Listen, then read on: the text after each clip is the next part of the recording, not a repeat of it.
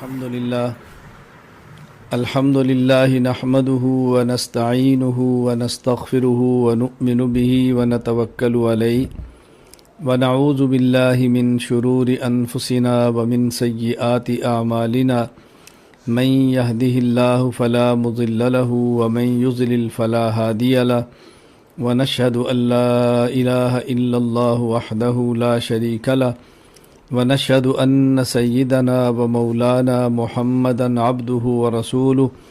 أما بعد فأعوذ بالله من الشيطان الرجيم بسم الله الرحمن الرحيم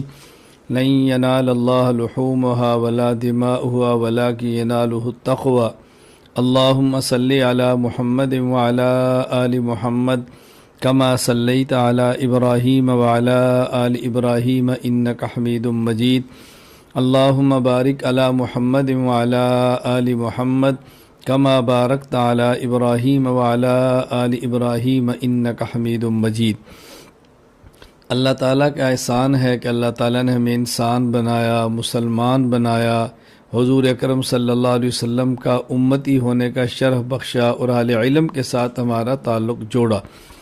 بحیثیت اہل سنت والجماعت ایک عالم ہونے کے ہماری ذمہ داری بنتی ہے ہم اپنے عقائد اور مسائل کو دلائل کے ساتھ سیکھیں اور پھر اخلاص، دلائل، اعتدال کے ساتھ امت کو آگے سکھائیں۔ اس وقت ہمارے سامنے مسائل قربانی کا سبق ہے اور مسائل قربانی کو سمجھنا اور سمجھانا مقصود ہے۔ مسائل قربانی کے حوالے سے بنیادی طور پر 11 باتیں ہم نے طے کی ہیں جو سبق کے اندر آئے گی۔ اگر ان 11 باتوں کو توجہ کے ساتھ آپ سنیں گے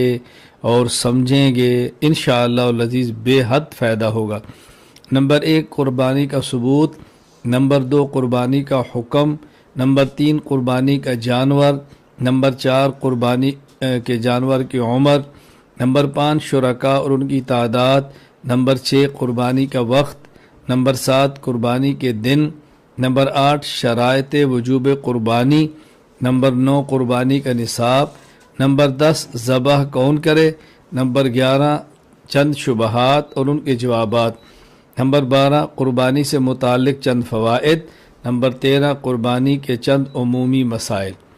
یہ بنیادی باتیں ہیں جو آپ کی خدمت میں انشاءاللہ کوشش کروں گا دلائل کے ساتھ پیش کروں گا۔ آپ اس کو توجہ سے سماعت فرمائیں، توجہ سے سنیں اور پھر اس کو سمجھیں۔ اللہ تعالیٰ میں حق اور سچ سمجھنے کی، سمجھانے کی، پڑھنے کی، پڑھانے کی اور امت تک پہنچانے کی توفیق عطا فرمائے۔